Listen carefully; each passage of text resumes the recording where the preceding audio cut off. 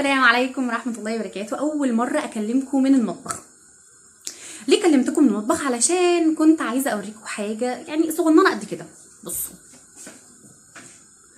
ده الصيني بتاعي، مش عارفة باين ولا لا. ده الصيني تمام، محطوط ايه؟ محطوط كله فوق بعضيه، يعني متكربس كله على بعضيه.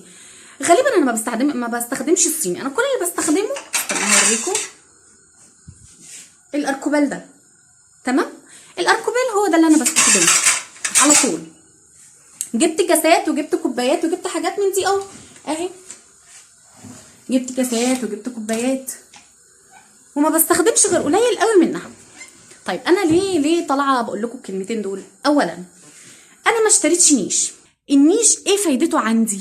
ايه استعماله عندي؟ شايفه ان بحط فيه كوبايات واطباق قدام الناس. طب ما الاطباق وكوبايات مكانها اصلا جوه المطبخ، يبقى ليه تدفعي فلوس دم قلب ابوكي ودم قلبك في حاجات مش هتستعمليها؟ ليه اصلا تحطي حاجات علشان الناس يقعدوا تتباهي بالطبقان؟ يا بنتي انت محرومه يا حبيبتي، ده اسمه حرمان. الفلوس اللي هتعملي بيها نيش وهتجيبي بيها نيش، هاتي بيها مكتبه حطي فيها كتب، هاتي بيها جزامه شيك، هاتي بيها ركنه تانية، اعملي بيها اوضه اطفال كويسه يا ستي، هاتيلك بيها دهب شيليه. اللي انتوا بتعملوه ده والله اسمه سفه ملوش لازمه. اهو الحمد لله، يعني انا بتهيألي شقتي مش ناقصها حاجه اهي، بسيطه خالص، يعني ما فيهاش مش مثلا اللي هي اوفر او هاي قوي وفيها حاجات فارهه.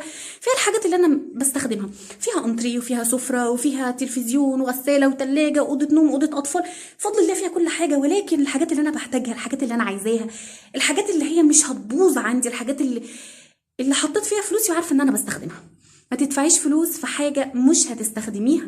ما تدفعيش فلوس وتضلعي اهلك لمجرد ان حد يجي يتفرج على حاجتك. لا اهل جوز ولا اهلك انتي ولا صحابك ولا اي حد ليه انه يتدخل في اي حاجه هتجيبيها.